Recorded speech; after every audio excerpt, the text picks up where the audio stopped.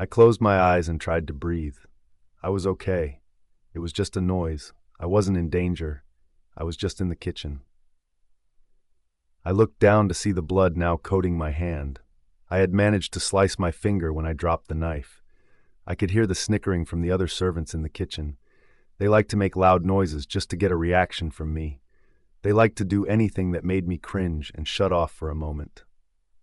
It was common knowledge in the pack house that I was not only wolfless, but I had killed my stepmother, the beloved Luna, in the pack. At least that's what Kinsley, my half-sister and now the Luna, had told everyone after it happened. My dad, who had never loved me, threw me in the dungeons for years when Kinsley had told him I was the one responsible. I never was able to keep track of time down there, so I'm not sure how long it really was, but it was long enough to know that I had missed out on a lot of my life. I mean, even before that, Kinsley told everyone that I had killed her mother, so I was bullied. Everyone knew that my mother had died shortly after giving birth, which I was once again blamed for, and that my father, the alpha of our pack, had no interest in me. I mean, I was his mistress's daughter. He already had an heir. He didn't need or want me, and it showed. Grace. A voice snapped me out of my thoughts. I looked up at Kathy. Kathy was in charge of all the servants in the house. My mother has supposedly entrusted me with her when she died, but there wasn't an ounce of affection in her eyes. I was just another servant, regardless of who my father was. I had had chores from the time that I could walk, but they always took me twice as long because Kinsley liked to mess up whatever I was doing. If I was cleaning the floors, she'd come in and get mud on them. If I was cooking, she'd change the temperature of the oven so my food wouldn't cook or would burn. The list would go on, always getting me in trouble, always making me look incompetent. But I was not incompetent. I learned how to guard my work, so it wasn't messed with. I sat next to the stove or pretended I didn't know she was there so I could fix it immediately. I always knew when Kinsley was around, she was what everyone wanted to be. People envied her. Girls wanted to be her, and boys wanted to be with her. Her long black hair reached her hips, and her eyes were the same blue as mine, but on her they were stunning. Our eyes were the only thing about us that was similar, though. She had beautiful olive skin and had filled out in all the right places. I was pale and basically a stick with pale blonde hair, but I guess that's what happens when you aren't fed properly for years. I learned quickly it was better to just keep quiet than to complain. Complaining only made things worse. My ribs could attest to that. I wore long sleeves to hide the bruises that often littered my body. Everyone knew what was happening to me. Ever since my father died and Kinsley became Luna, she had made it an open invitation for me to get knocked around, scolded, or verbally abused. Her husband, if possible, was even more aggressive. I hated the pair of them. It might not technically be father's pack anymore since Adrian was an alpha in his own right, but this pack was being run into the ground. I might not have mattered to him, but I hated that all that power went to two truly evil people. "You're bleeding all over the apples." Kathy barked when I got lost in my head again. I nodded and moved to the other side of the sink and began to wash the blood off my hands. I hated the sight of blood. When I was in dungeon after the Luna had been murdered, I had seen more than my fair share of it. It always coated my skin and matted my hair and pooled around me. It always threw me back there. I was only out of the dungeon so that Kinsley could keep a closer eye on me. Before she had had to torment me outside of the Luna's eye when we were younger. Then after the Luna died, she had to follow my dad's orders of me being locked away killing everyone he ever loved. But when he died, she had free rein. She wanted my punishments to be public. It wouldn't be real if it wasn't in front of people. I was a part of a show that I never auditioned for, but Kinsley and Adrian made sure I knew my place, and that was the lowest of the low on stage for everyone to see. I didn't bother wrapping my finger. I didn't heal as quickly as the other werewolves I knew, but it had already stopped bleeding, and that had to be good enough for me because I wasn't allowed to treat my injuries no matter how they occurred according to Kinsley's stupid rules.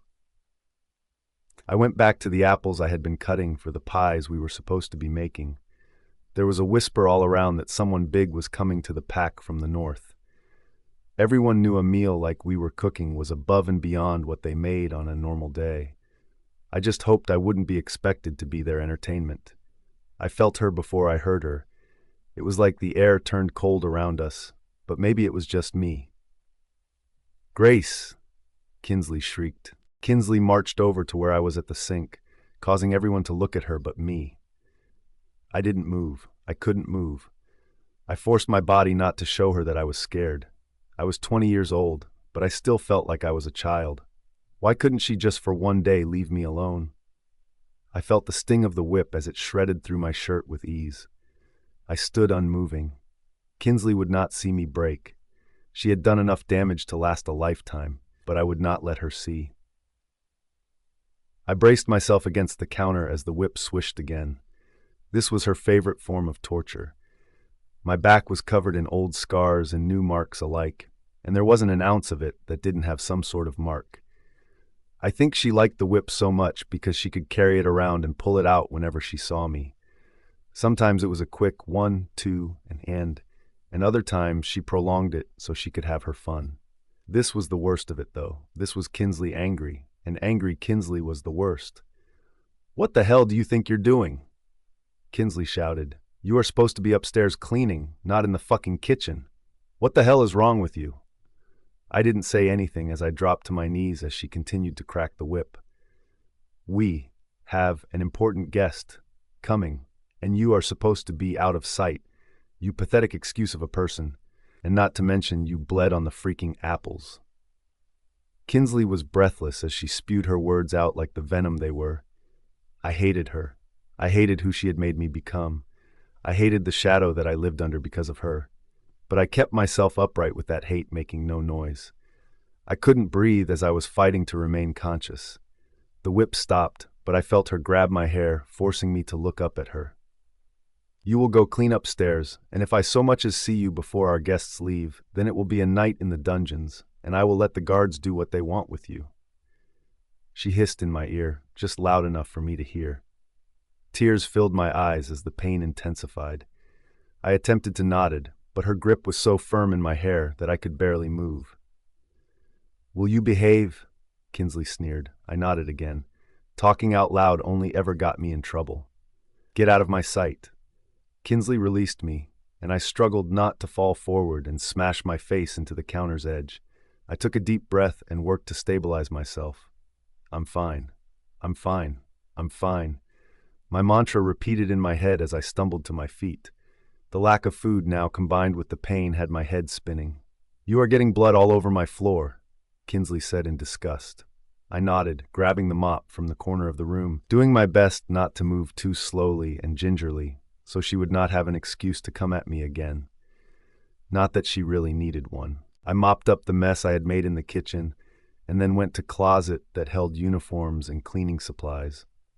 I put on a new shirt and a dress over top of the two I was wearing. I had learned a long time ago that if I did this, the shirts would sort of act like a bandage. I used to be afraid that Kinsley would be angry about me ruining so many outfits, but she seemed to love that she could make me bleed through my layers. It was like a challenge or something to her.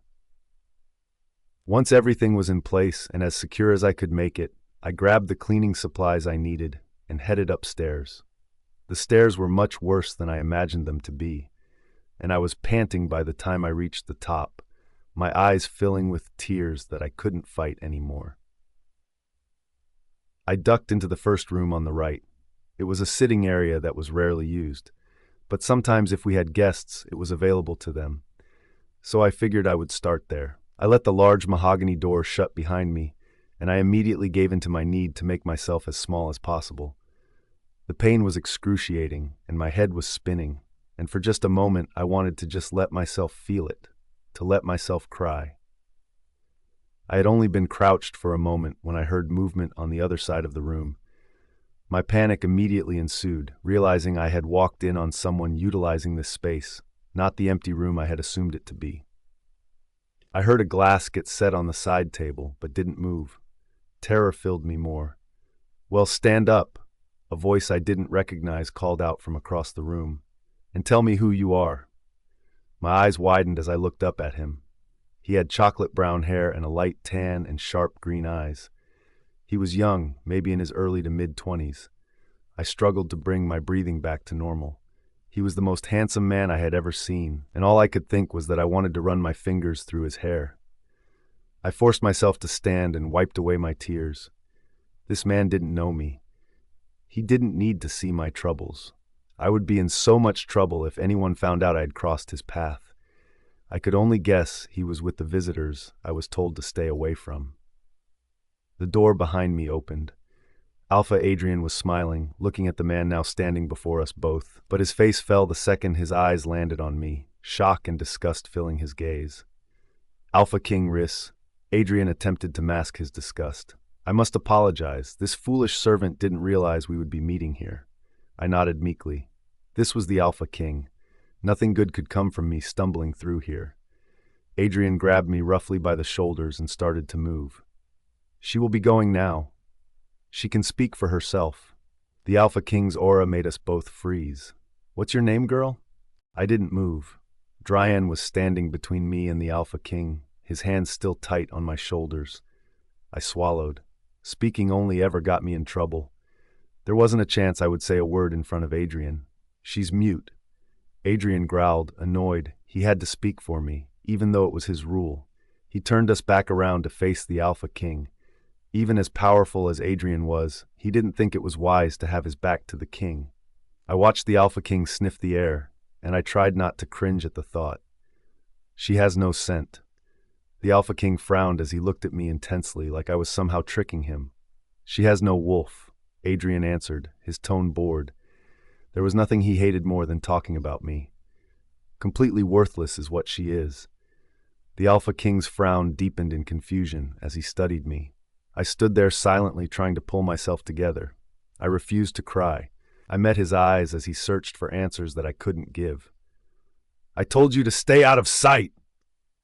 The door slammed behind Kinsley as she entered and saw Adrian with his hands on my shoulders. I had known she was coming, but it didn't make this situation any easier. Adrian turned me toward Kinsley as she reared her arm back and slapped me across the face.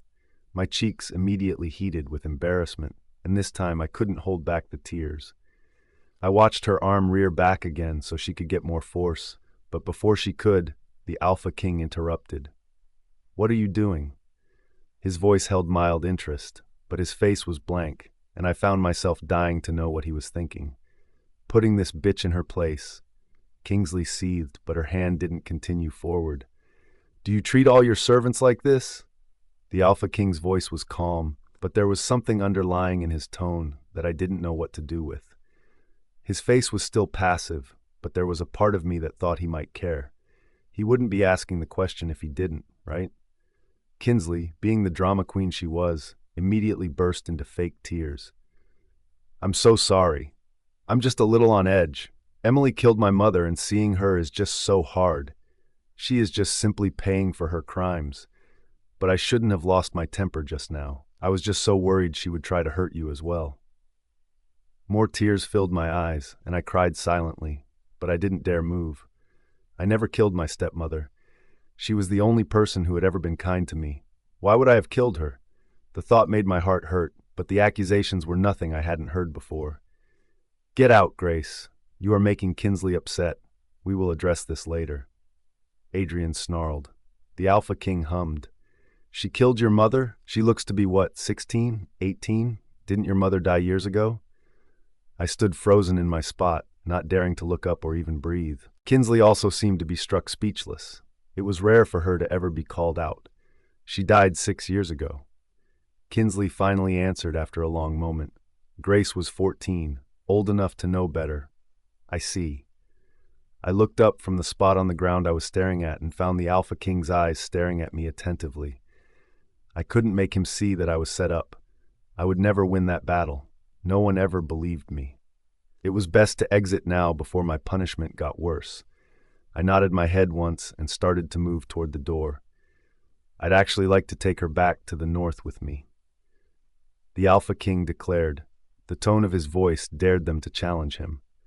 This matter should have been addressed with me when it happened. I do not take kindly to those who do not follow protocols. I froze. What did he mean he wanted to take me back north? Did he want to punish me himself? Another round of unknown time in a dungeon? No, I can't go through that again. I felt my body start to shake from fear or pain. I wasn't sure which, but it didn't matter. What would you want with a murderer? Kinsley asked, but it was more of a demand, clearly not hearing the challenge in his voice. I'd like to think of it as more of a peace offering. You have no need to keep a murderer in your ranks, and I think I can find a use for her. We have plenty of roles that need filled. The Alpha King's voice was calm, and he was speaking to them, but he never took his eyes off me. There was a fire in the look he was giving me. I don't like repeating myself, but this matter should have been brought to me when it happened. I wondered if he believed Kinsley's story because the thought of him believing it made me feel sick. I wondered how much worse going with the king would be than my current situation. Adrian was strong, but the Alpha King's body was clearly something he had worked on. His aura was also stronger than Adrian's, and it made it even harder to breathe. I reached for the wall, trying to steady myself. I didn't know which answer would be worse, but going with the Alpha King terrified me. Do we require a peace offering? Adrian hummed. I knew what he was thinking. He was reluctant to let go of his favorite punching bag, aka me. We do, indeed. The king smirked, and I tried to steady my breathing. This could not be happening. Before we can even begin negotiations, but I'm sure we will reach an agreement. Then I guess we have a deal, Alpha Riss. I stood outside the pack house waiting for Grace. I didn't like that she was out of my sight already, and I had only just met her. I rubbed a tired hand over my face. There was little that I ever felt helpless about. I was the Alpha King for a reason. I was known for being proactive and running a tight ship, but the fact that this girl had been living with those people under those circumstances made my heart hurt. How could I have not noticed what was happening in the last 6 years under my own reign? It had me questioning everything. My beta, Leon, reminded me that it was impossible to know everything. But something about the incident today had me questioning everything, especially within this pack. There was more going on here than what met the eye, and I intended to do some digging into exactly what was being hidden. The alliance was now nothing but a ploy to learn more. Of course, I had been traveling pack to pack for a while now. I always told everyone that I wanted to see what was happening within my reign, and that was true. But I had an ulterior motive too. I had yet to meet my fated mate, so I was casually searching for her as well. My kingdom needed a Luna. I had tried taking a chosen mate several times, but it had never felt right. They always wanted the title, not me. I had learned a lot about my people on my travels, but nothing had been this blatantly wrong. A 14-year-old girl had killed her stepmother. My chest hurt at the thought. This girl looked like she could barely hold a spoon, let alone actually murder someone. There was something about her that was just captivating. I longed for my mate. I knew my reaction to this girl was mostly because I was lonely, but I would feed into it a little. This girl would give me something other than war to focus on, and I could let the anger in me simmer down knowing she was coming with me. I looked up as I heard yelling coming from within the house. I recognized Luna Kinsley's screech directed at Grace, the mute girl who would be coming home with me. God, what was I doing here? The front door opened, and my simmering anger reaches a boiling point as I see that Luna Kinsley has a tight grip on Grace's arm. Grace's blonde hair, which had been in a loose ponytail at the base of her neck when I had seen her 5 minutes ago, now was sticking out in every direction. Her pale face looked, if possible, paler, but her expression gave nothing away to how she was feeling. Alpha Adrian stood at the top of the stairs to the pack house, but did not approach me with Luna Kinsley and Grace. However, I noticed the way his eyes never left Grace, the way his gaze raked her body. I suppressed a growl and forced my expression to remain stoic. My wolf was going crazy in the back of my head. I was getting her the hell out of here. Alpha Riss, Luna Kinsley smiled, leading Grace over to me. I really don't mind keeping her here. I in no way want to inconvenience you. She batted her eyes at me in a way that I was sure was supposed to be flirtatious, but it just made me feel sick. No inconvenience at all, I assured her in my most. Is that all you have? I frowned, my attention now on Grace, as my wolf paced uneasily in the back of my mind. She was only carrying a single bag that looked like it had to be 100 years old and had been through war. The handle was all but falling off, and bag itself was maybe the size of a larger purse that looked to be practically empty. Grace nodded. It was the first direct answer I had received from her, and my heart did a weird flutter at it. "Okay then," I answered, reaching my hand out for her. "Let's go." Grace nodded again, reaching for my hand. It was so small in mine, it made me feel sick. However, instead of looking up at me, she looked back at Luna Kinsley, who was still holding her other arm. "Is there a problem, Luna?" I asked coldly, finally showing my displeasure over the whole situation. "Of course not." Luna Kinsley began to cry as she let go of Grace. "It's just she's my only sister, and sure, she's made mistakes, but I am just so sad to be letting her go." Grace looked disgusted at the notion, but didn't say anything, and I tried to ignore the memory of her in tears 20 minutes ago. "I'm sure the sentiments are shared," I lied, ushering Grace into the car. I climbed in behind her and slammed the door. I didn't want to be in this place a second longer. Grace crawled across the back seat and curled up in a ball. I started chatting with my beta Leon for a while, going over pack business. I turned back to Grace to ask a question when I noticed her eyes were wide with terror and shaking from head to toe. My heart pounded as I pulled her onto my lap and ran my fingers through her tangled brown hair. Her heartbeat immediately skyrocketed, and I wondered if I had made the right decision, but then it started to slow down again, and I felt better about my choice to hold her. She looked up at me, her dark eyes questioning what I was doing. I gave her a small smile that I hoped was reassuring. My own heartbeat began to race, and I felt myself pull her closer. My wolf didn't say anything as we just stared at the girl we had rescued. It was the first time he had ever willingly accepted me bringing home a girl. My gaze dropped to her lips, and I wondered what they would taste like. If she would taste as bland as she was portrayed, or if maybe she'd have a hidden sweetness. My gaze dropped again, and I scanned her torn-up servant's dress with a frown, snapping me out of my thoughts before I got impulsive. She may have been illegitimate daughter of an alpha, but she was still the daughter of an alpha. She should have been treated better than this. I wondered how she would look in normal clothes. The thought had me fighting back images of a girl who was not sitting on my lap terrified, but of a future girl who would be so stunning it was hard to even imagine. But I could see it now. She could be my future. "Leon, she will need new clothes." Leon's eyes met mine through the rearview mirror, and I could feel his hesitancy rolling off him in waves. "Of course, sir, but what size is she?" I frowned. How was I supposed to know? I didn't buy women's clothes. I placed my hands around her waist, trying to use my hands as guide. She shivered at my touch. She was nothing but skin and bones, and my heart clenched at the thought. I felt her tense in my arms, and put my hands back casually around her, and fought my wolf not to make an appearance at this sudden new revelation. I took a deep breath, closed my eyes, and tried to hide the fear and pain I felt as he touched me. Not a single part of me liked this. He was nice and all, but I couldn't go through that again. Anything but that. "You tensed," the Alpha King commented. I pulled away from him as he moved me off his lap. His eyes were staring intensely at me, and I couldn't help but cower away from him. I didn't want to show my fear, but I was exhausted, so my body was betraying me. "Are you hurt?" the Alpha King demanded, his eyes narrowing at the thought. I shook my head no, immediately. I knew how this would go. I would be in so much trouble if I was honest. I had been through this scenario before. Kinsley would ask me if I was hurt, and if I showed the pain, she'd say she'd give me something to cry about. Every time it was worse than whatever the first pain had been. "Grace, you can tell me if something hurts, okay? I can help." The Alpha King tried again in a softer voice. I shook my head again and turned toward the window. I couldn't remember the last time I had been in a car. I had been maybe 7 or 8, and my stepmom, Luna Elva. It had been one of the rare occurrences she had talked my father into letting me out of the house.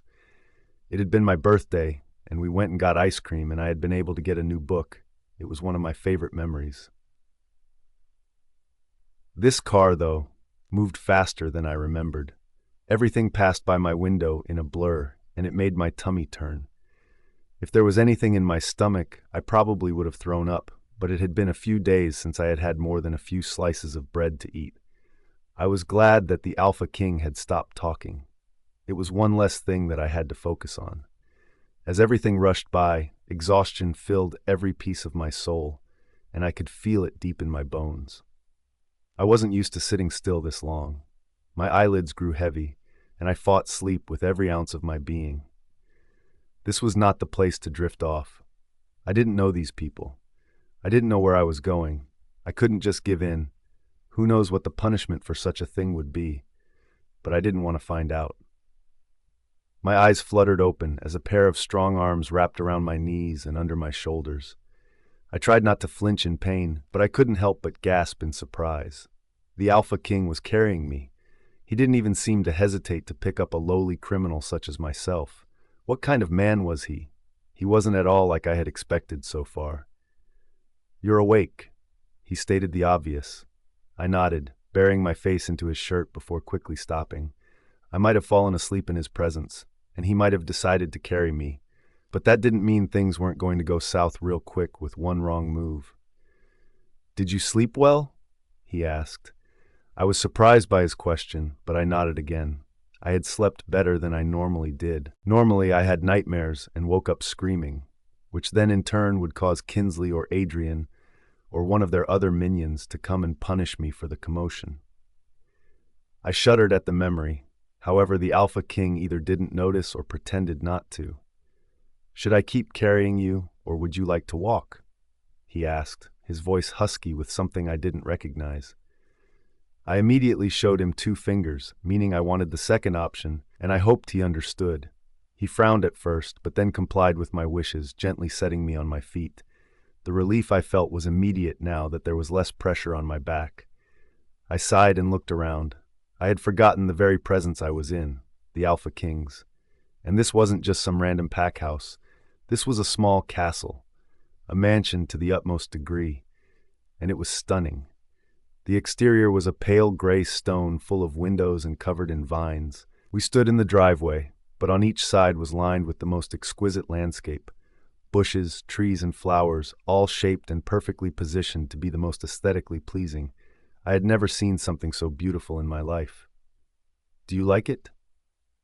The Alpha King looked nervous as he ran his hand through his hair, his eyes meeting mine. I gave him a small smile and nodded.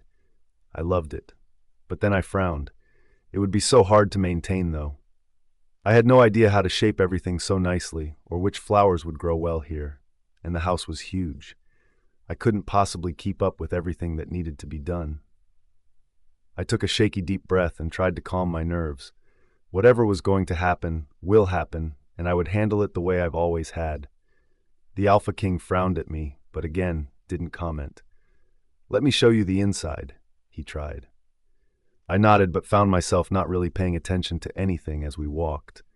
Everything looked expensive, and I would ruin it all with one touch.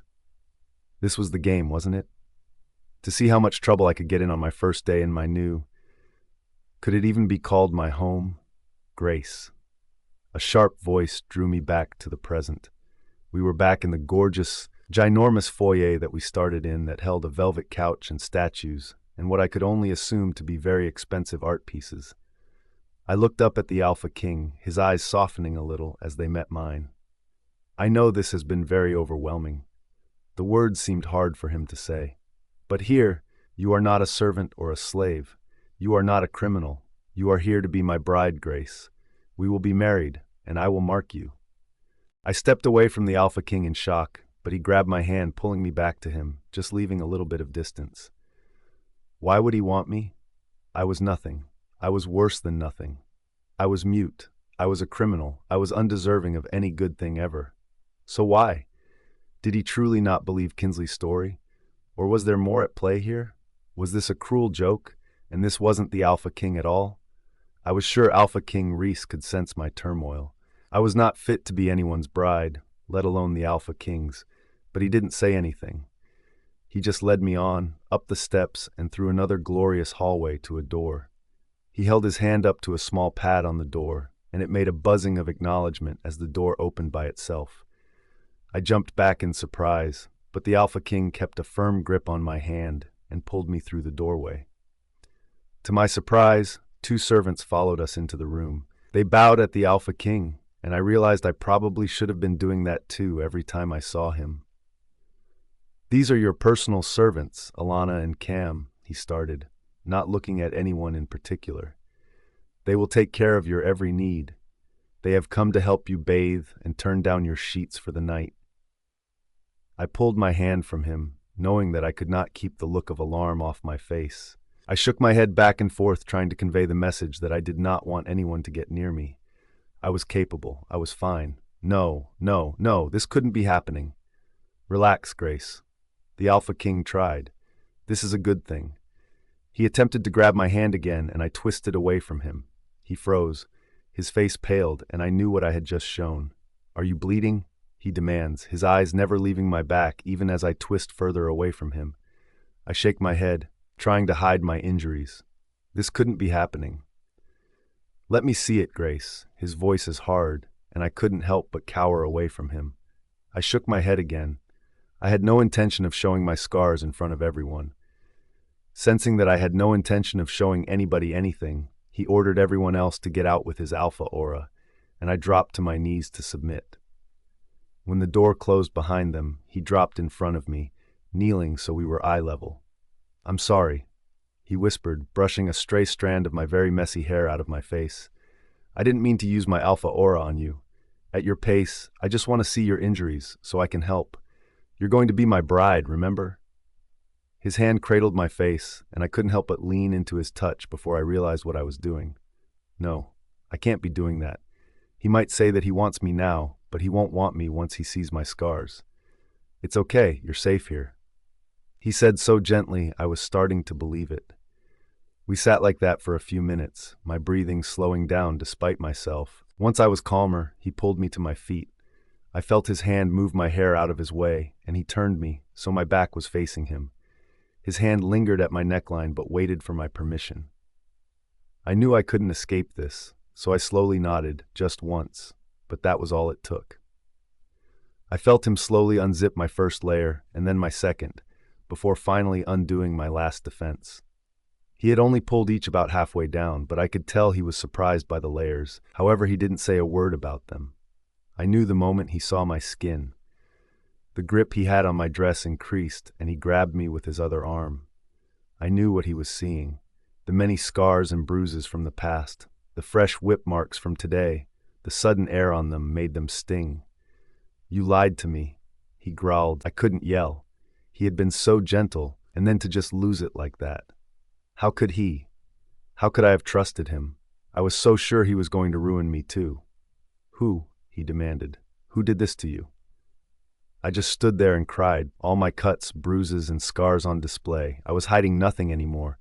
All I wanted was to curl up, but I couldn't force myself to move. The Alpha King lifted my chin, so I was looking at him. His eyes looked remorseful as he grabbed a soft blanket from the bed and wrapped it around me as I sunk to the floor. "I'm sorry for scaring you," he said gently, taking the spot next to me on the ground. "But those aren't just one-time wounds, Gracie. Those are a lifetime of hurt. Was it your sister, Luna Kinsley, and Alpha Adrian?" I started to hyperventilate. No. Telling would just get me in trouble. "Shh," he soothed, running his hand through my super tangled hair. I couldn't breathe. This wasn't happening. He was going to send me back. However, he didn't say that. He sat with me till I was all cried out, his thumb running circles on my arms, and I felt so tired again. "I don't know for sure who hurt you, Grace, but I promise you, you are safe here. I know I scared you, and I invaded your privacy, but you are safe here. I will never hurt you." I didn't say anything. What was there to say? No one had ever promised me safety before. How could I possibly believe it after tonight?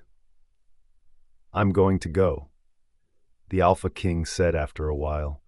"But the maids are going to run you a bath and get you fresh clothes, and we will deal with your wounds in the morning as they've stopped bleeding for now, and I don't want to make this worse." He looked hesitant at the last part, but he didn't do anything to show me he was thinking anything different. He stood up and stretched, and I marveled at his body, before I realized what I was doing. He smirked, though, which gave me the impression that he knew exactly what I was doing. However, he didn't comment. He just moved across the room and grabbed something before heading back toward me. Here. I took the small chalkboard hesitantly and looked at him in confusion. Write whatever you need or want on this board. I will check it and update it daily. I gaped at him, but he didn't wait for my response. He just turned and walked out, leaving me alone for the first time in this new house. A servant from earlier peeped in, but didn't say a word to me. She just ran my bath and left me alone with my thoughts, and I didn't know how to feel about that. Once I was sure no one else was coming in, I climbed into the bath, the water cold from how long I had waited to get in. My new injuries stung in the water, and I just sat there for a while as memories of home flashed through my mind. I forced myself to get out when I started to shiver. I crawled into my bed, grateful to still have it. And the last thing I remember before I fell asleep was that I felt like I was laying on a cloud. I opened my eyes slowly. I was afraid it was all a dream that wasn't real. But no, I was in the comfiest bed I had ever had the privilege of sleeping on. The sun was shining through the curtain, and I realized for the first time I could remember, no one had come in and interrupted my sleep. I couldn't remember having any nightmares either. It was bizarre, but I loved it. I startled. There was a simple knock on the door, but I wasn't used to that either. In my old pack, people just burst in all the time. I sat up slowly, letting the blankets pool at my legs as one of the same servants from yesterday peeped her head in. "Oh good, you're awake, miss," she smiled. Her blonde hair was pulled into a French braid bun, and she looked to be about my own age. I nodded, but didn't say anything as the girl opened the door revealing a large tray of food, leaving my eyes to nearly bulge from their sockets. The girl laughed, and I offered her a small, tight smile. "I'm Alana, by the way, not sure if you remembered from yesterday, but I am here to assist you with anything you need. The Alpha King is downstairs waiting for us, so as much as I want you to relax and take your time, we are on a bit of a time crunch." Alana finally took a breath before continuing and thrusting the tray into me. "You start eating, and I will start your bath and lay out your clothes. Sound good?" I nodded again, looking at the food hesitantly. There were so many options, and no one had ever given me so many choices before, or asked me if a plan sounded good. It was weird. Alana chatted away about things that had no real importance as she scurried all around the room, and I found comfort in her presence. She was a ray of sunshine that I wasn't used to being around. I didn't know work could be fun like that, and I didn't know how to feel about all the attention. I squirmed nervously after I took a few bites of some random foods. I didn't care for most of it, but I liked the biscuit, and that was about all my stomach could handle. "Are you done, miss?" I nodded and carefully moved the tray to the side table and stood up with the blanket wrapped around me. Luckily for me, Alana seemed to get that I wanted my privacy and left without another word. I didn't waste any time and got myself cleaned and ready for the day as quickly as I could. I didn't want to keep the Alpha King waiting too long, and I felt as though I had. I quickly ran a comb through my hair and braided it. My back twinged with all the movement, but I had had worse, and that's what I kept reminding myself. I had never worn any outfit as nice as the one that was laid out for me either. It was a simple blue dress with flowers on it that had long sleeves and came to just above my knees. My usual dresses usually were longer, but it would do. I was glad to find Alana just outside my room as I made my way there. I had gotten a tour yesterday, but I didn't remember a single place I was shown. My nerves were on fire as I made my way to wherever the Alpha King was. What did he want from me? He had said he wanted to marry me, but was that really his intention? He was by all accounts famous, and I knew more beautiful people than myself had thrown themselves at him in the past, so I kept coming back to the same question: why me? Grace. His rough voice brought me out of my head. I looked at him, my eyes wide with fear. "Come on, we've got an appointment to get to." I frowned. "An appointment? Whatever for?" As if sensing my confusion as we walked, he said, "We're going to the doctor's to get your wounds looked at. I want a full physical for you. There were marks on your body of all different ages. I want to know who and why." I stumbled over my feet, and he reached out and righted me without even looking. The doctor's office was on property. I didn't remember my old pack having a doctor on property, but maybe it was standard practice. Or maybe since he was the Alpha King, he could do anything he wanted, like having a doctor so close. We walked into the very sterile building, and I jumped when a ringing noise came from Riss's body. "It's just a phone," someone from behind the counter called out. "No need to be afraid." The Alpha King shot him a look, but didn't say anything as he answered his phone. The guy behind the counter looked like a younger version of the Alpha King. He had the same dark brown hair, but it was cut closer to his scalp, but his eyes were darker than the Alpha King's. "Go on, Grace," the Alpha King said gently. "I'll meet up with you after, okay? I have to take this." I nodded, but it didn't ease my fear of going to show my most vulnerable self to a stranger. "I don't bite." The guy laughed freely. "I'm Dr. Sonnet, Riss's favorite brother. Aren't you a cute little thing? However, you can call me Sawyer." I didn't say anything. I just followed him back to the exam room. I hated how he seemed to think my presence was a joke, but maybe I was. He got the exam started quickly, but he didn't stop talking the whole time. "You know, my brother has brought a lot of women home from his travels, and quite a few of them have ended up in my hospital, but you are definitely the most injured. What happened to you?" I didn't respond. My mind was too busy reeling in my memories. I had heard that the Alpha King had been engaged before. He had been seen with numerous women over the years, and some he was rumored to have made disappeared. I gulped. Was I really next? The doctor seemed to laugh at my reaction. "You didn't think you were the first now, did you?" "No, for a long time. Every time he went to a new pack, he brought back a new girl, blondes, brunettes, redheads. It didn't matter much. He gave me a once-over as he grabbed his stethoscope. But I will say you are the first to look like you, so maybe you'll be different. He seems to really like you." Dr. Sonnet teased when he sensed my mood change. I didn't say anything. There wasn't anything to say. I was broken, and he would lose interest soon. Would I be able to change enough to keep his interest? Should I even try?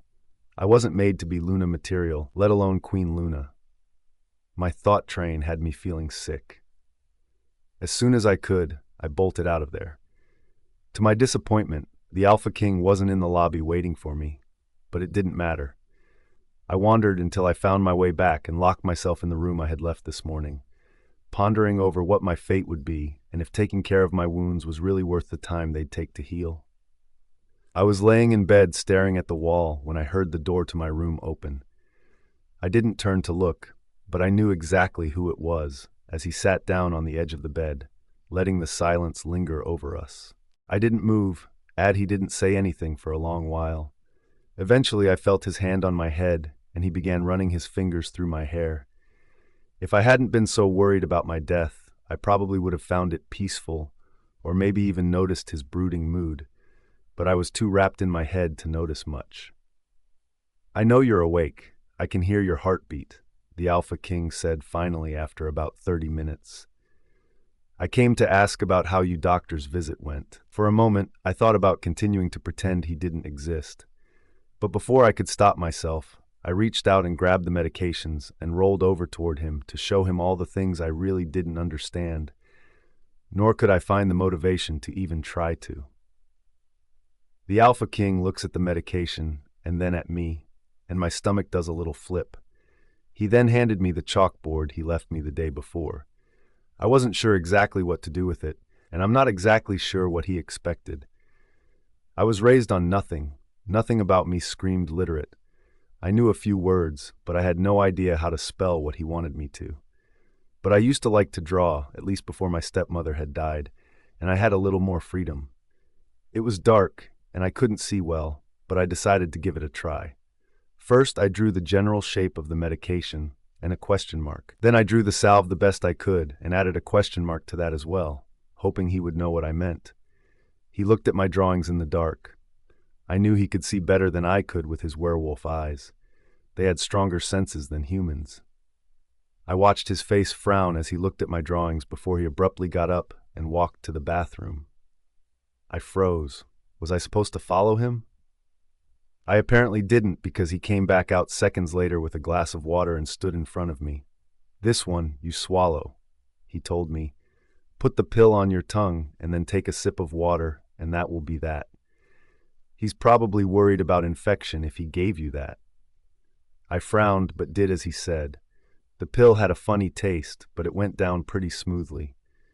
"And the other stuff, it goes on your back to help them heal faster," he explained gently. "Can I help you put it on?" I hesitated for a second, but relented since I didn't have a better way to put it on. The Alpha King, Riss, looked me in the eyes as he put the salve on his fingers, and a chill ran through my body. "Shh," he whispered. "This might sting, but it will help, I promise." I closed my eyes as he began to trace my open wounds. He was right, it did hurt, but the cooling sensation and his gentle touch made it bearable, and my heart fluttered nearly out of my chest. But then his hands started to trace the old wounds, the ugly marks I bared because of my awful half-sister, reminders of the place I had only just left and could go back to at any time, or worse. My body immediately betrayed me and began to tremble. I met his eyes with a pleading look in mine, begging him to stop, but it seemed to have the opposite effect on him. His face morphed into disappointment right before my eyes. "Do you always put on this pitiful act for everyone, or just me?" he demanded as he moved away from me. I couldn't push away the hurt that immediately consumed my chest at his words. Confusion filled me without a chance for me to even get my bearings. Pitiful? Act? Did he believe Kinsley's story after all? Was it now my time to disappear? My heart was racing a mile a minute at the thoughts as I tried to not let it show. I was going to die. I could at least die brave despite the tears filling my eyes. "I sent people to your little pack," he continued. "I wanted to know more about how could be littered in so many marks. I wanted to hear their why and decided if I believed them or not. But do you know what I found, Gracie?" I hated the way he said my name just then. I hated the anger in his voice. It only made my fear worse. It was completely and utterly emptied. There was not a soul to be found anywhere. They deserted. "Do you want to tell me why they would have deserted like that, Grace?" I panicked. I had no idea where they would have gone or why. I had never been allowed to leave the house, and it's not like they told me secrets. I was hated. I was worse than an enemy. I was a traitor. His hand gripped my chin, forcing me to look him in the eyes. "Now tell me, Grace, are you a part of a conspiracy? A plot to overthrow the kingdom?" I shook my head back and forth. No, of course not. I had never been a part of anything of the sort. That would have meant I mattered. I did not matter. "What is your role in this?" he tried to demand. "I need to know, Grace." The way he said my name again sent shivers down my spine again, but not in the good way. This was the Alpha King, and he would dispose of me without a second thought. I hadn't proved anything to him. I had no role, but it wouldn't matter. He would never believe me. I was nothing. I was worse than nothing. I was a traitor. I was wolfless. I had never mattered to anyone before, but a small voice in my head begged for him to believe me. I wanted him to believe me. I shook my head slowly. No, I did not have anything to do with my pack, and I hoped that this time he would hear all my unsaid words. I sat in my office brooding over my day with a nice glass of whiskey, but it didn't go down as smoothly as it usually did. The day just didn't make any sense, and my lack of sleep wasn't helping. I had spent half the night pacing outside of Grace's door to make sure she was okay and was fine. Everything about her situation didn't sit well with me. How could a girl that injured go so long under everybody's radar? It didn't make any sense. So around 4 a.m., I gave up on sleeping and stopped pacing when I knew for a fact she was peacefully sleeping, and made my way to my office to pull every record I had on her pack. I knew it was a conjoined pack. Alpha Adrian had been an alpha in his own right of the Red Knight pack, and Kinsley had been the heir of her pack, Blood Moon. When Alpha Andrew died, they had combined the packs, renaming themselves the Red Blood Pack. But other than the fact the pack grew by 60%, there was nothing that screamed problem. I pinched the bridge of my nose in frustration and mind-linked Leon to send a scout team to Red Blood Pack. They wouldn't be expecting anyone, so it was sure to catch them off guard, and I carried on with my day, eventually taking Grace to the doctor. However, it didn't catch them off guard. In fact, the whole pack was empty. Not a single person anywhere around, and I still had people looking, even now at this late hour. I couldn't believe it. Had I fallen for another woman's trick? I had done enough of that in my past, and I thought she was different. My anger could barely be contained. Everyone always had an agenda. How could I have not realized that Grace would too? My wolf argued with me. He kept saying that I didn't know Grace's side of things, and even for power, it didn't make sense why she was so broken. She was mute for crying out loud, and I largely suspected it was from her trauma. But a small part of me wondered if it was so she wouldn't give up her secrets. I got up after a while and found myself outside her door. I opened it slowly, but I could tell she was still awake based on how fast her heart rate increased when the door opened. I didn't say a word, though. I just sat on the edge of the bed near the door for a while. I couldn't help but reach out and start stroking her hair. The desire to mark and mate her was getting stronger the longer I was around her, but my wolf never screamed mate. He just was really protective of her. "I know you're awake. I can hear your heartbeat," I said after about 30 minutes. "I came to ask about how your doctor's visit went." To my surprise, she only hesitated for a moment before she grabbed two things off the side table and thrusted them in my direction. I raised my brows in surprise and handed her the chalkboard. I wanted more information than that. She took the chalkboard hesitantly, and I was surprised to see the frown that appeared on her face, but eventually she started to write. It was my turn to frown when she showed me the clipboard. It wasn't words, but just simply a couple of poorly drawn pictures and question marks. Could she not write? It took me a few long moments to realize she had no idea what to do with the medications. Did my brother do anything right? I got up from the bed and grabbed her a cup of water. "This one, you swallow," I informed her.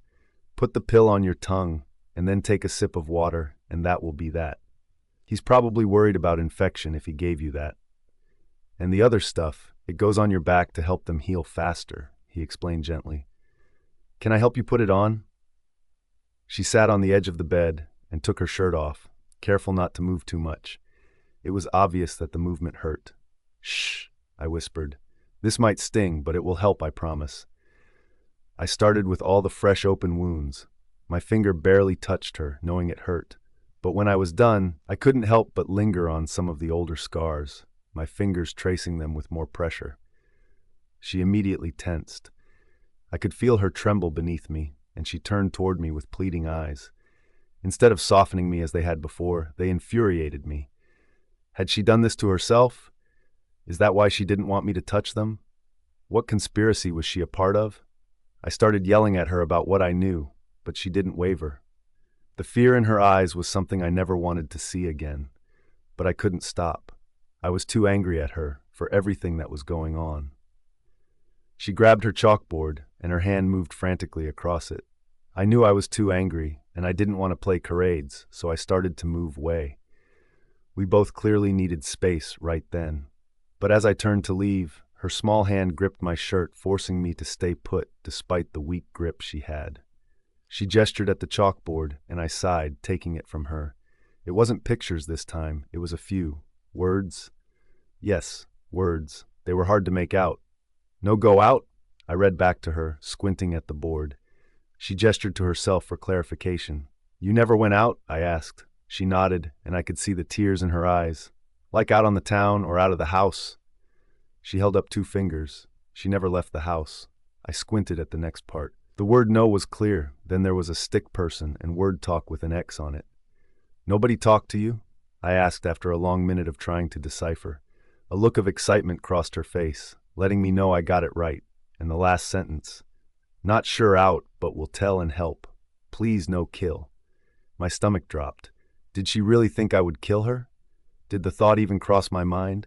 She was standing before him, her shirt back on, but she was so small, so weak, so desperate. Her one hand still clutched at my shirt, and the other she had wrapped around herself, trying to make herself look small or comforted. I stopped fighting it. I pulled her up, and my lips crashed into hers. A moment I had been waiting for since the moment I had seen her. 1 minute we were fighting, the next his lips were on mine. My first kiss. Something I had dreamed about from the time I was old enough to know about kisses. It was nothing and everything like how I had imagined. It was rough but tender, demanding but gentle. It made my insides twist and heat in a way I had never experienced before, and I wanted more. Wait, no. No, I should not be kissing Reese. I mean the Alpha. I mean the Alpha King. What was I doing? This was crazy. No. No. I can't be doing this. I pulled away and pushed him back slightly. I instantly missed his warmth, and the frustrated look on his face made me unsure if I had made the right decision. I was to be his bride, after all, if he was serious about that. Did he expect me to just give him everything whenever he asked? Was that what I was supposed to do? I felt my body begin to tremble with fear again. What if he decided this was the last straw, and now he was going to kill me? I looked away, hoping to make myself disappear. Oh God, what have I done? But after a long moment of silence, I slowly raised my eyes to his and noticed he was still just staring at me. You know, many people have sought my kiss. I have had strangers throw themselves at me. Random people write me letters of marriage proposals, and my own bride pushes me away. Tell me, what am I supposed to make of that? I looked away again, feeling awkward. What did he want me to say? I had nothing to say, nothing to give. Did he want me to kiss him again? You know, a lot of people would kill for a kiss like that. He continued when I didn't say a word, but his voice was sultrier, more than demanding now. And you have kissed the Alpha King, Grace.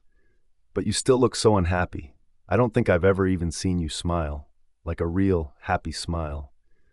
Tell me, Grace, if you aren't trying to steal my throne and aren't part of some crazy conspiracy, tell me, what do you want, Grace? I frowned. What did I want? I didn't know. Nobody had ever asked such a question before. My own father hadn't even cared about what I wanted. He kept me locked in a prison on nothing but the words of Kinsley. He hated that I ruined his image of a perfect family. I was hated by everyone.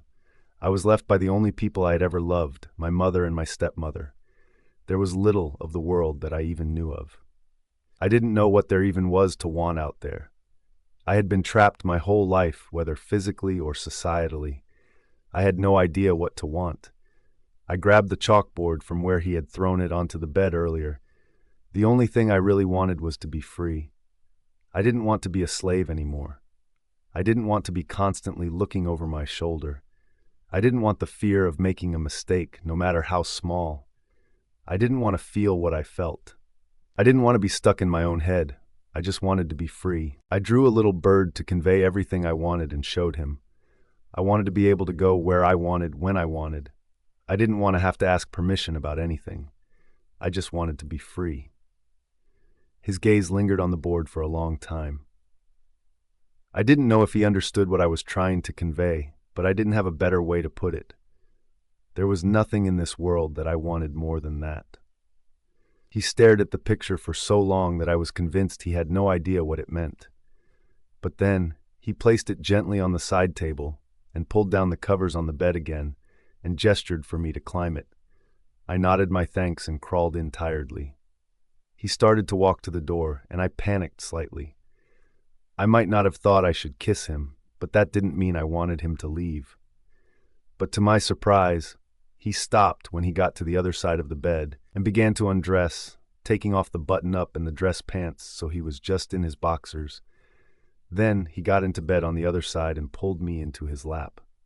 "Gracie," he cooed. I looked up at him, wondering what he wanted now. "I don't think I could handle it. If you're lying to me about who you are and your part in everything, you already have such a hold on me. Promise me you'll never lie to me. If you don't know or don't remember something, then, okay, but promise me you'll never lie to me." I searched his eyes as he searched mine. I didn't know what he meant by all that, but I knew by that look I wanted to do anything he ever asked of me, so I nodded, slowly. "Good. And tomorrow I think it's best if we start sharing a room. I want you to have your own space and we can pick a place for that, but I don't want to sleep another night without you. How do you have such a hold on me already, Gracie?" My heart fluttered. Did he mean it?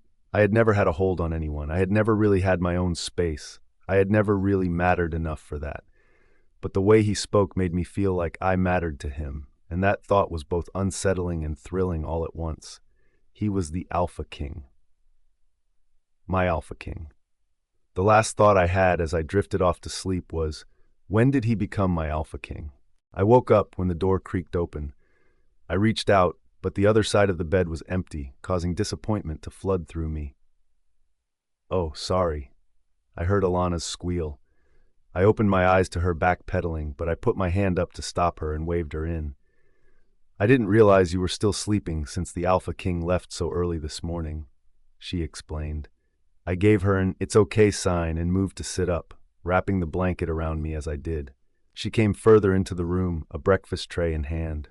This time, though, it had only a couple of new things that I had never eaten, and more of the things I ate the most of yesterday. I gave her a small smile and took the tray. I couldn't believe someone would have noticed what I liked and didn't like. It was so weird to be noticed like that. "So the Alpha King said he would be gone all day, and we were free to spend the day however you like. Is there anything special you'd like to do?" she asked with excitement in her voice. I shrugged. Was there anything I would like to do? I thought about it as my eyes fell on the chalkboard the Alpha King kept insisting I use. My picture of the bird was still on it. What could I do to at least give myself the illusion of freedom? I would feel more confident if I knew my way around the house better. I grabbed my chalkboard between bites and drew a picture of a flower, hoping she'd understand. She squinted at it before smiling in understanding. "The garden?" she asked to make sure she was right. "You want to explore the garden?" I nodded eagerly. I didn't realize how much I wanted to until right now, especially because I loved flowers. I always had. I grabbed the chalkboard back and started to draw again. I added a plus and a picture of a house. "And the house?" I nodded a little less enthusiastically, but still ready for a day that was completely my own. Alana was also enthusiastic. I didn't know if it was true, but she looked to be a little younger than I was, but I also knew my experience around others wasn't very good, so my perception of everything seemed to be off. Alana helped me pick a sundress that she said would bring out my eyes, and she combed my hair for me, which was really nice, so I didn't have to pull at my still very open wounds. I appreciated her and her kindness. I knew I was her job, but it was still kind. I enjoyed the garden for a lot of the afternoon. There were lots of spots that I thought were pretty magical. I could imagine coming out here to draw and paint and just exist happily. We spent almost the whole day outside in the sun. It was the longest I could ever remember being out in the sunshine. It was getting dark by the time I finally allowed us to go inside to explore the house. Alana chatted away, not caring that I didn't talk back. And sometimes she'd ask me questions, and I'd draw it out or write in simple words to answer her questions. The house was beautiful. She showed me the kitchen where there were about 5 servants cooking dinner. I hadn't really noticed that I missed lunch until Alana said, "It smells so good. I'm starving." She grabbed a snack, one for her and one for me, and we continued on our way. I saw the dining area, the family area, and the game room. She also stated that there was an indoor pool on this floor as well, but it was closed right now, so we couldn't go see it. There were only like 6 bathrooms on the first floor alone. Then we walked up to the second floor. This was where a lot of the people who worked here lived. Alana showed me her room. She had a hot pink accent wall and posters of all different bands hanging everywhere. I couldn't help but find a little bit of joy in it. I woke up when the door creaked open. I reached out, but the other side of the bed was empty, causing disappointment to flood through me. "Oh, sorry." I heard Alana's squeal. I opened my eyes to her backpedaling, but I put my hand up to stop her and waved her in.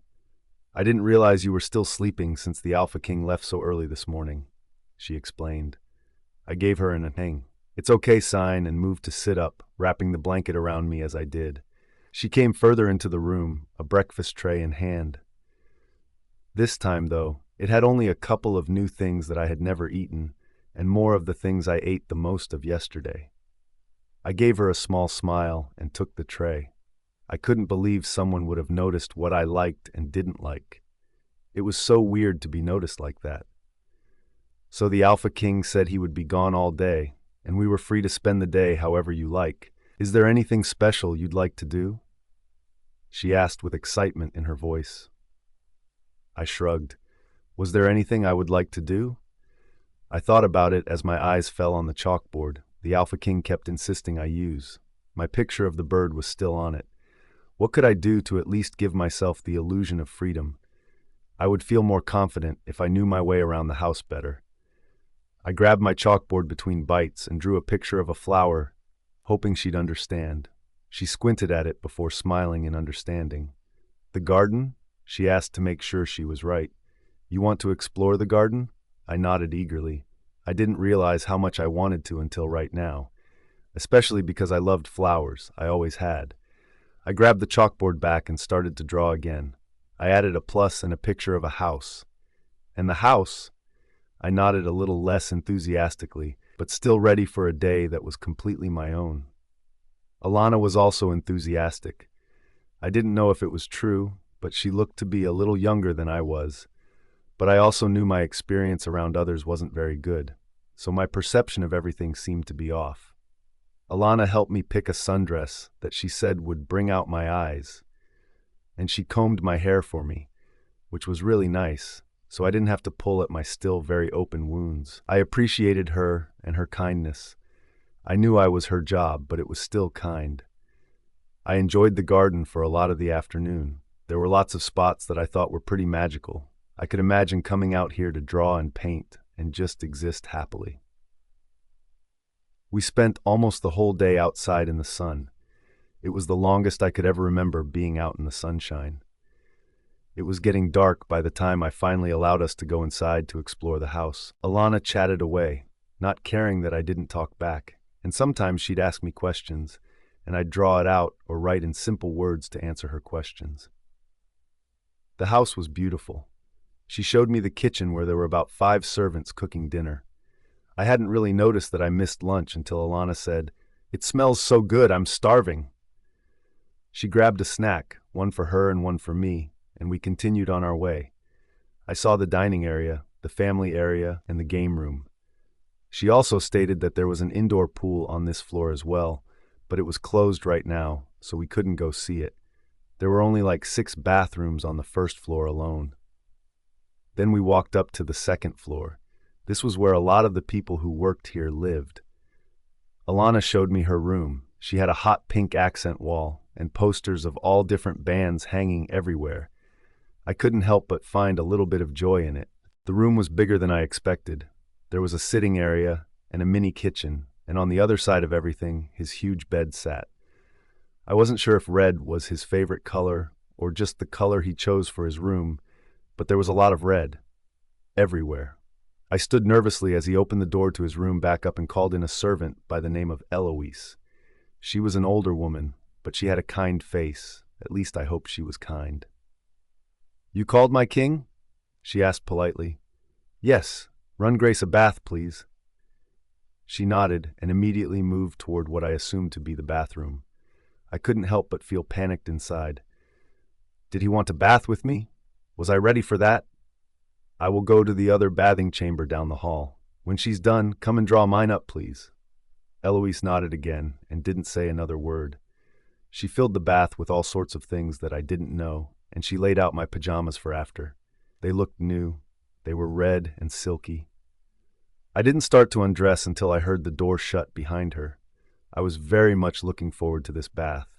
I felt filthy from being out in the garden all day, but really, I just loved being able to feel clean. After a good portion of my life not being able to bathe regularly, I was excited to have this opportunity. The water felt like heaven. I would have given anything to not move from it ever again. I laid my head back and enjoyed the feeling. "Grace?" I startled at the voice, forcing myself to look around to figure out where I was. "Grace, tap twice if you're okay in there." I quickly tapped, realizing I had fallen asleep in the bath and that the Alpha King was back already. I wondered how long I had been asleep, and I wondered if he would be mad I took so long. I quickly washed up in the cool water and got out. I dried my hair with a towel, put on my new pajamas, and walked out to the bedroom. The Alpha King was sitting on the bed surrounded by papers, looking incredibly attractive. His hair was still wet, and his robe sat loosely on his shoulders, revealing his bare chest. I couldn't help but be in awe of what I was seeing. It looked like he left me space on the bed, but I hesitated. Was this really what he wanted? A wolfless traitor girl? He noticed my hesitancy and gestured for me to come to bed. I walked slowly over, but when I got to the bed, I froze, partially hoping he'd change his mind. Instead, though, he just smirked. He looked amused at my hesitation, but I didn't know what there was to be amused by. Then suddenly his arms were around my waist, and he was pulling me into them gently.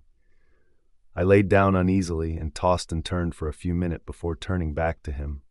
He was still very engaged to his papers, and I wondered what it was that he was possibly working on.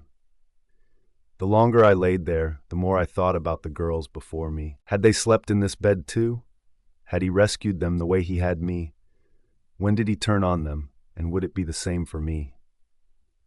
Before I could lose my courage, I grabbed my chalkboard and started thinking about how to ask.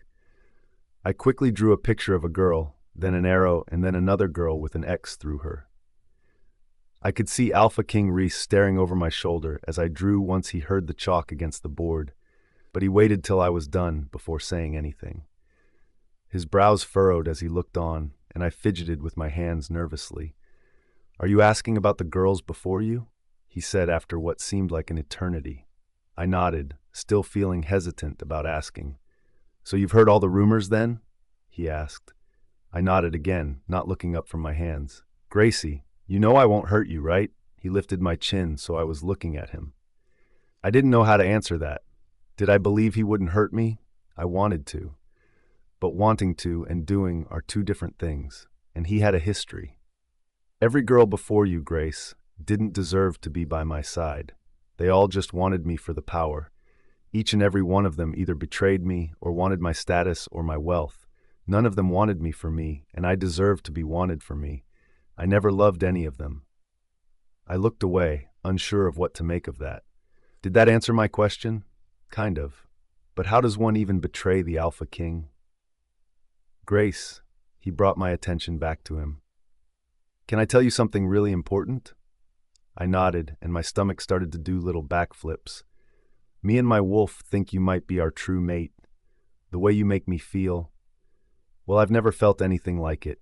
It's like I want to burn the world down for you. I think I would do anything you ever asked of me. We can't be sure because you don't have a wolf, but Grace, you make me feel like no one else has ever made me feel before." My cheeks flushed at his words, and my insides felt like they were burning alive. What could a girl possibly say back to that? He leaned in, pulling me against his chest. I trembled nervously, but I also felt safe. My heart raced, but maybe this time it was in a good way. Just as quickly as I had felt safe, I didn't. My head began to scream at me, the pain nearly unbearable. I was going to be sick as my vision went in and out. One moment I was about to kiss Grace. The next, she was wrenching herself off of me and off the bed. She stumbled to her feet, one hand clutching her head, the other reaching for the bedpost for stability. I launched myself off the bed as her face turned a sickening shade of white, and I all but dove to catch her as her strength seemed to fail her. Her eyes fluttered as I lifted her into my arms before they closed completely. "Grace," I begged her to open her eyes. "Grace, I'm here. It's okay." "Help," I bellowed. "I need a doctor." Her lifeless body didn't even flinch when I yelled. Grace was scared of everything. I would have scared her if she was conscious. But she wasn't conscious. I had just gotten her. I couldn't lose her. Not now. Not after I had saved her. Several servants rushed in and they looked around helplessly. I could hear someone mind-linking the doctor to hurry, but there was no time. Her breathing was shallow, coming out in just short little breaths. "Grace," I cried as I raced down the 5 flights of stairs and out the door, ignoring the stares of several people who were still up in the house. "Grace, please, I just got you. You can't leave me." I burst through the hospital doors, and my brother looked up in surprise. "Sawyer," I cried out, my voice breaking. "Help." Sawyer wasted no time. He jumped right into action. He grabbed the door to an exam room, and I rushed through it. I laid her on the table as gently as I could. She hated laying on her back due to her injuries, but there was no other choice right now. Sawyer grabbed his stethoscope and immediately began his work of her unresponsive body. I stayed as close as I could to her as he assessed the situation.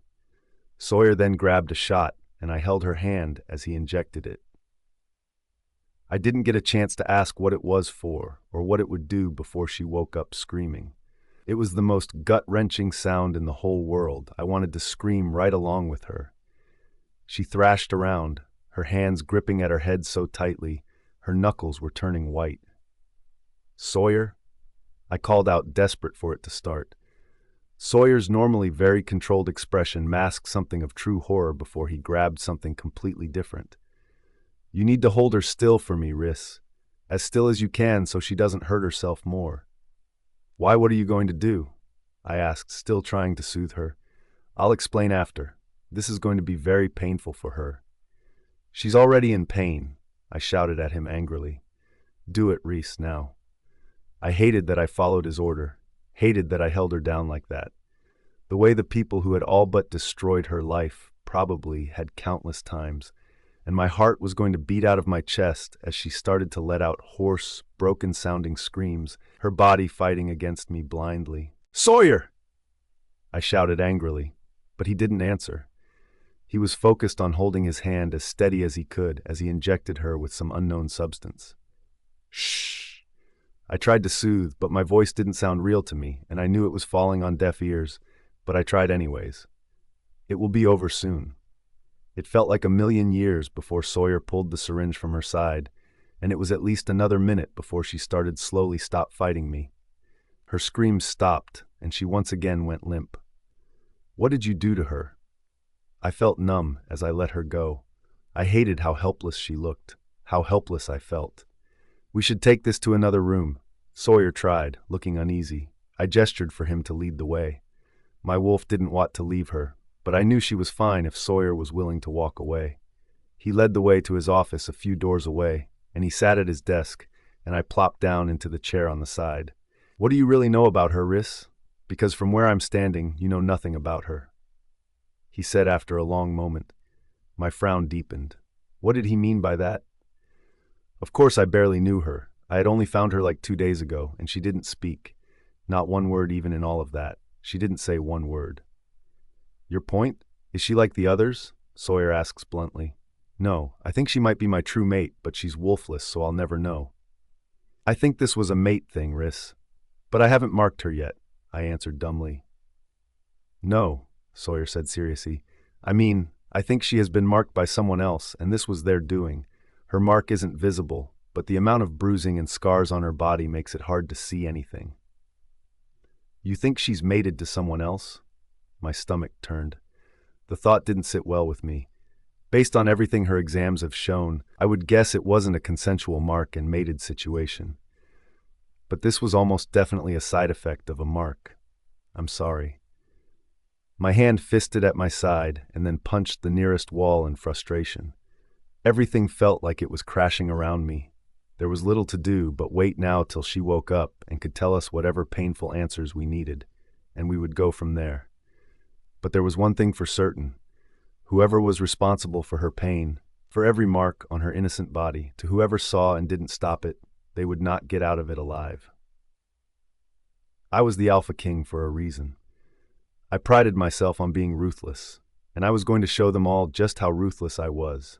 Starting with her sister Kinsley and her brother-in-law, Adrian. I woke up slowly. My brain didn't seem like it wanted to work right now. I could hear a steady beeping, but I couldn't make my eyes open. I took a steadying breath and tried not to panic. Had I been drugged? That didn't make a ton of sense since I was almost definitely in a comfy bed. I remembered I had been with the Alpha King, but it all felt fuzzy.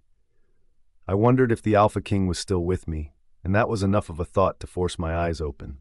I scanned the room. It was white with white cabinets and what looked like medical supplies everywhere. Crap. Was I in the hospital? My breath caught when I saw him. His dark brown hair looked as though he had worn a path through it by running his hand through it so many times. His eyes held shadows, and his expression was grim. I frowned, my panic growing a little.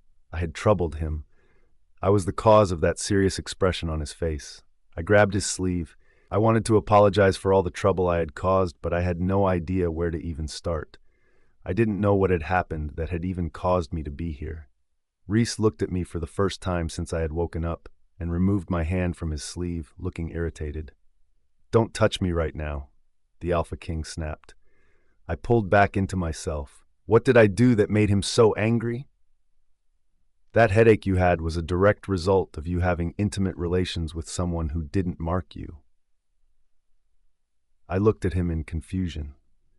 "I didn't know that you couldn't kiss or be sexual without a mate. That didn't make sense for what was happening back in my old pack.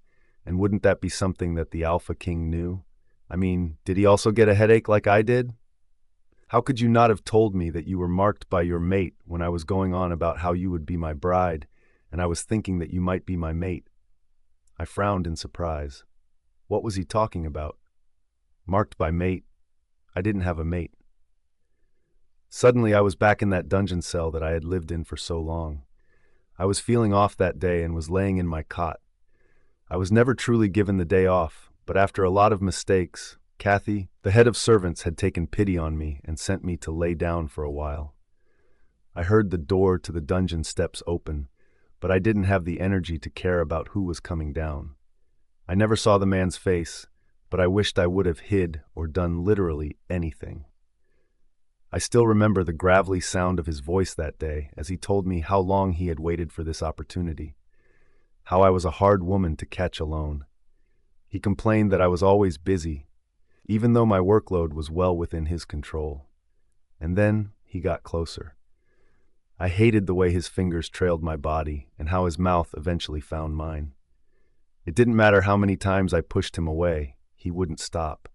It never went further because I had managed to get out from under him and run. I slept in the forest for 3 days after that, and I tried never to be alone with any male ever again. But it didn't stop the males in my pack from trying.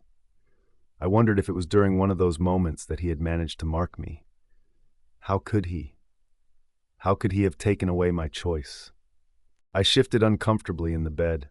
I hated how much pain my body was in. I was used to the pain, but without the constant affliction of it, it somehow felt worse than before. Perhaps it was because for once my body was actually healing. But I hated it. I knew I had done more damage somehow when I got that really bad headache, but I couldn't really remember what had happened. All I remembered was the pain. I rolled over and climbed out of bed, stretching what I could of my body as I attempted to move to the chair in the corner. I thought maybe a change of position would allow me to be a little more comfortable. I was about halfway to the chair when the door opened and in waltzed Reese. Our eyes met across the room, and suddenly he was next to me, sweeping me off my feet and into his arms. I looked at him in surprise and saw something I didn't expect. Desire. He laid me gently back on the bed, and the pain I had been feeling fell away. And before I had the chance to process anything, his hands were everywhere. The light touch of his fingertips up my sides sent chills through me. For the first time in my life, I wanted more. "How are you feeling?" he asked, his voice husky with something I didn't quite recognize. I gave him a small smile. With him, I was okay, and that thought scared me a little. He tenderly touched my face, and then made his way slowly down my body. He traced every visible scar, and nothing seemed to scare him the way I always thought they would scare any man. I had been told I was ugly enough times to believe nobody would want my tortured body, but this was different than I ever thought it would be. His lips found mine, and I found myself kissing him back despite my limited experience. His lips then trailed slowly down my neck, as his hands ran up and down my sides with a light touch that made me feel as though I was on fire. I heard a door shut, and I sat up immediately with a gasp. No one was touching me. I was alone in my bed, but the Alpha King Reese was standing at the edge of the bed now with an unreadable expression. I pulled the blanket up as waves of embarrassment crashed through me. Shame also flashed through me as I realized it was all a dream. How could I have possibly been thinking of the Alpha King like that? Did he know? I tried to act as normal as I could, but his expression remained unreadable as took off his shoes. "Did you sleep well?" he asked after a long moment. "I didn't mean to wake you." I nodded, forcing my expression to remain neutral, but a part of me was sure that he knew what had just happened. I grabbed my whiteboard and began to draw and write what I could in an attempt to distract myself and him from the mortifying dream he had just walked in on. I thought for a moment before settling on a question mark and the word go, hoping he would know what I meant. He looked surprised at my initiation, but he took the chalkboard from me without hesitation. "Where did I go?" he asked to make sure he understood. I nodded, giving him the confirmation he needed. "I went to investigate other effects of your marking," he answered simply as he climbed onto the other side of the bed. I frowned, wondering what he found. I remembered he said my pack disappeared after he had taken me away from them, and I wondered if it had anything to do with my mark that I had no idea I had. I grabbed the chalkboard back from him and began drawing out my thoughts. I knew I couldn't spell what I was trying to say, so my best bet was a series of pictures. I drew myself with an X on my neck, and then some trees and some stick figures hiding among them, and a line splitting me in them. But an arrow from them crossed the line. I handed it to him nervously and hoped he would understand what I meant. He stared at my drawing for a long moment, and I did my best not to fidget. He stared at it for so long I was sure he had no idea what I was talking about. I looked away in embarrassment before he finally spoke. "You're asking if they can cross into my territory unnoticed due to your mark? And by they, you mean the person who marked and your old pack?" I nodded, and he looked impressed with my line of thought. "Thankfully, no. That is not a possibility at this time." I quickly added to my previous drawing a question mark and wrote the word king, before finally adding an arrow from the king to my mark. "What if I mark you?" he asked, looking up at me over the board, giving me an indiscernible look. I nodded hesitantly. What if he didn't want to mark me anymore? What if he didn't want me at all anymore? What would I do then? He keeps saying he won't send me back, but if I'm not a suitable bride, then I had no idea what that would mean for me. "Not unless you became my official Luna would it matter," he answered, his voice softer than it had been. "But I cannot mark you while you bear another's mark.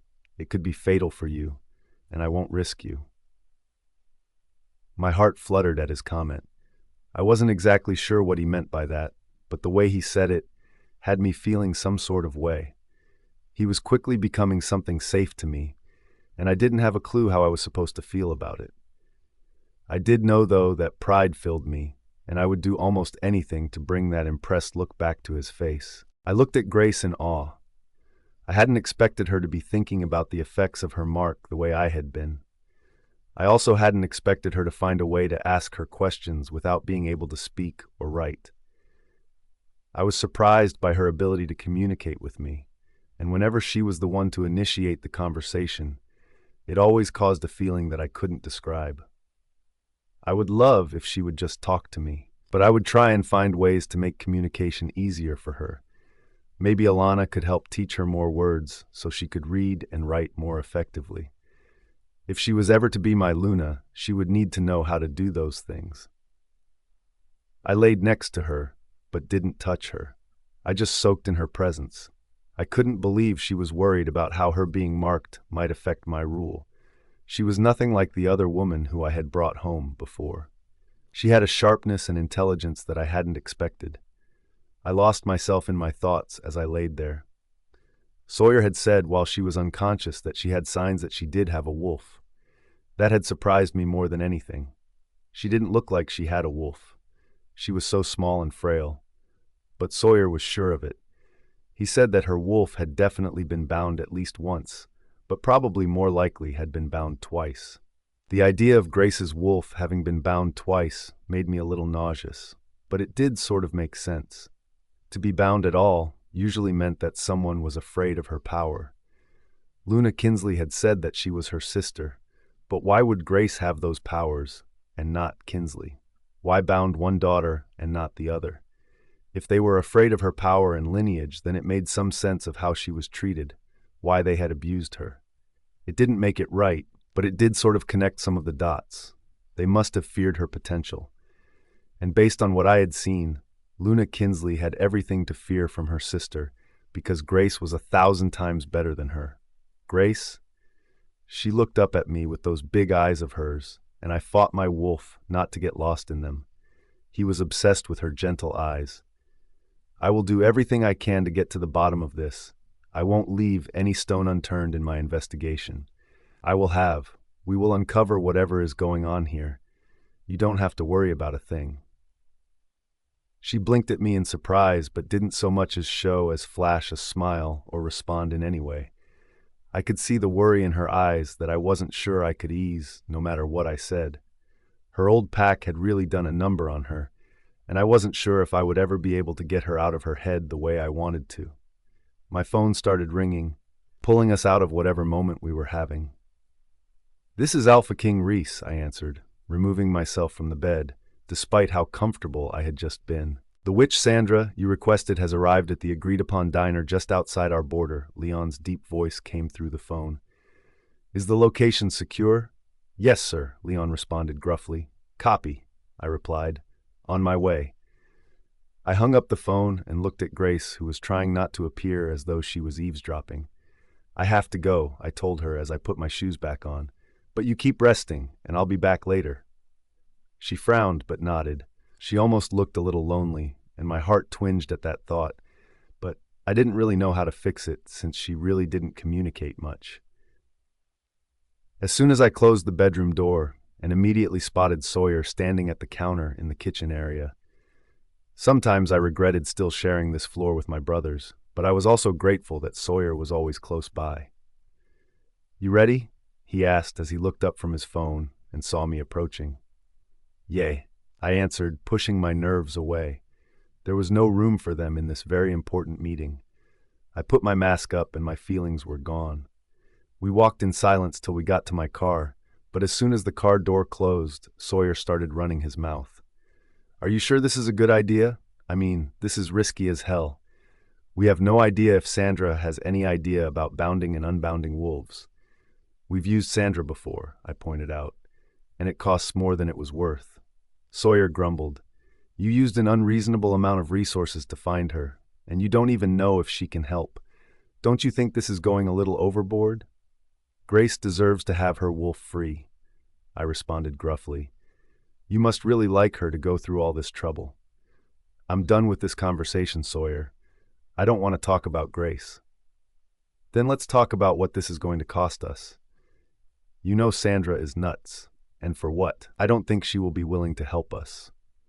"The cost is irrelevant. I will pay whatever she asks, but she will not be leaving without giving us some answers. One way or the other, we will be leaving here today with the information we need." I growled. Sawyer didn't respond to that. We just let an uneasy silence fall over us as we drove and stared out the window. But I had to admit I was having the same thoughts as him, but it didn't matter. Grace deserved to have someone try for her. So if Sandra could help, even point us in the right direction, then I was going to do whatever it took to help Grace. And if she couldn't help, then I would find someone who could. But if anyone could, it was Sandra. So I was hoping that I was putting my money where my mouth was. I scanned the small diner, but I did not see Sandra. In fact, the whole damn place was empty, except for a small girl in the back corner booth. She had pale blonde hair and looked to only be about 12 or 13. I was mind-boggled. I had never seen Sandra despite working with her on several occasions, but a small child didn't fit the reputation the With had created. I had fully been expecting a lady with graying hair and lots of wrinkles.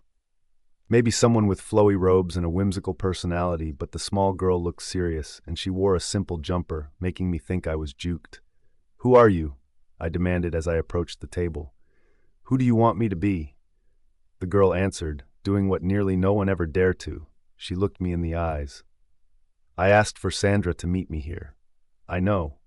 "Then where is she?" I asked frustratedly. "You do not believe I am her?" She looked at me quizzically. "What are you doing here?" "I heard you have a problem, and it interests me." "You're 12, I said in disbelief.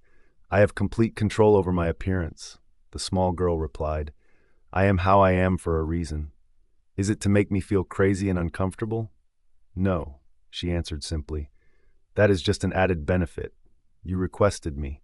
Now, did I come all this way to waste time talking about my appearance, or do you have an actual problem for me to solve?" I glared at her as I slid into the booth across from her, and Sawyer slid in next to me. I have a problem. I bit out finally. I have several. All right, then let's get to it. Tell me what exactly it is you need. As you probably already know, I have been looking for my Luna for a while now. I have tried several different women over the course of the last few years since I have not been able to find my mate. None have worked out so far, as I am sure you are also aware. I paused to make sure the witch was following, and she nodded, telling me to continue. On my most recent travels, I found a girl who is different than a lot of the others. She doesn't speak and she can't write, so we are having to sort of piece everything together. I know that the people she was living with before me were not kind and definitely more than a little abusive, so we can't get information from them, and we think they are a large part of the problem. Okay, Alpha Sonnet, the child looked at me curiously. That was a great backstory, but tell me what exactly is the problem here? I gave her an annoyed look. This girl I rescued, she has been marked. It appears that she was marked against her will. And you're wondering if it can be undone? She asked. Yes. I breathed, realizing that I was putting a lot of weight on this singular question. Well, theoretically, yes, it can be undone. Since it was not a consensual mark, and I assume she did not mark the person back, she should be able to simply formally rejecting the former marker. Are there any consequences for her rejecting him? Sawyer asked, speaking up for the first time. I was glad he was my gamma and her doctor because he could think on both sides of the problems. Well, it will probably hurt. If she is still recovering from what has previously been inflicted on her, then she might need time to heal first. Her wolf should be able to help her carry the pain, though. That's the other thing, I said uneasily. Her wolf is bound. From what my gamma has told me, it appears to be at least twice. Several people entered the diner as the dinner rush started to come in and the empty place started to fill. The witch looked surprised, which made me uneasy, but I kept my face emotionless. Her wolf is bound? I just said that, yes, I growled. Well, she would almost positively would not survive the rejection in such a weakened state as you have described. I did my best not to show my frustration. This was becoming more complicated by the minute. Is there a way to free her wolf? The girl drummed her fingers on the table with her thoughts. It is extremely difficult to do, she said after a long pause. What's it going to cost me? I asked through gritted teeth. She took another long moment before she answered. $3 million, plus accommodations, and you provide anything and everything I require. Sawyer, make it happen, I said after less than a moment of thought. Sawyer looked outraged and surprised that I agreed so readily, but I didn't need to think. Grace needed this. Sawyer sighed but pulled out his phone and began to make it all happen. The diner was nearly full, and the music was louder. It felt more like a club than anything. I rubbed my head tiredly. Where is this girl from that she was treated so bad? The witch, who may or may not be Sandra, asked. She came from the Red Blood Pack. Sawyer's phone dropped to the table with a clang out of the witch's hand, and I looked at her incredulously. What's wrong? Sawyer asked uneasily. The witch was frozen. Her eyes were wide with panic in her eyes. During the conversation, I had nearly forgotten she was a 12 or 13-year-old girl, but now she looked every bit one. Are you all right? I asked when she didn't answer Sawyer, but we could feel the tension building into the uneasy silence. I didn't like the way she had stopped moving. I didn't like the way she had responded to the pack name. I didn't like where this was going. I can't help you, she said, standing up abruptly. Why? I asked, but she was already gone, disappearing into the crowd. I slammed my car door in frustration. I couldn't believe we had come so close to freeing Grace and her wolf, only to fall short. The witch had to have used magic to conceal her path, but it made me feel like an idiot. How could she have slipped through my grasp so easily? I wasn't used to being defeated in literally anything, and this was by a freaking witch. Fuck, that could have gone better. Leon sighed as he climbed into the driver's seat and Sawyer got into the back seat. That was a disaster, I grumbled. We learned a few things, so it wasn't a total waste, Leon rationalized. And what did I learn? Well, for starters, we learned that this goes a lot deeper than just Grace, Leon answered. Yeah, Grace is the catalyst. I ran my hair frustratedly through my hair. More like you made Grace the catalyst because you removed her from their pack. Sawyer muttered. Explain. Sawyer raised his hands in defense before continuing. I'm sorry, I just meant if you hadn't found her, her pack might not have disappeared. The witch wouldn't have freaked out because she wouldn't have been called, and we might not have noticed something was off. But now we know, and we are actively working to uncover it, so we won't be blindsided anymore. I knew he was right, but I ran a hand tiredly over my face. I also think that the fact that the witch was unwilling to help should very much alarm us, Leon added. You are the Alpha King. You should be the scariest thing in this kingdom. If the Red Blood Pack has her scared, there's more going on than we realize. I need to think. Let's get home and get the team together, and we can try and map out what the hell is actually going on and try to strategize from there. I said after a long moment. Both my beta and my gamma agreed, but I knew they were both thinking about what we had just uncovered. As soon as Leon pulled in the driveway, I felt a weird excitement to go see Grace. I knew I had left her sort of abruptly earlier, but I was hopeful that she hadn't minded too much. Meet in 20 minutes? Leon asked. Yes, I replied. My office. I want updates from when we were gone. I'm going to go shower. The darkness barely registered in my mind, but it did just enough to realize that Grace was probably sleeping now, so I chose to shower really quick in a guest room. I felt refreshed and more awake after the shower. My head felt clearer as I made my way to my office. Anyone come up with anything new? I asked as I walked into my office.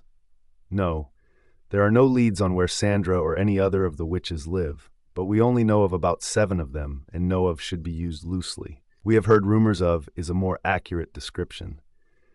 That girl could have been Sandra, or she could have been another witch. Since we have never actually met her in person, it's hard to be sure exactly what just happened. Magic obviously happened, Sawyer grumbled unhappily, and I unfortunately agreed with him. Okay, anything weird happen here while we were out? Both Leon and Sawyer got quiet and had the nerve to look slightly uncomfortable. What happened? I growled angrily. Leon swallowed hard, but he met my eyes. I talked to Damien when I got back. As you know, he was in charge while we were out.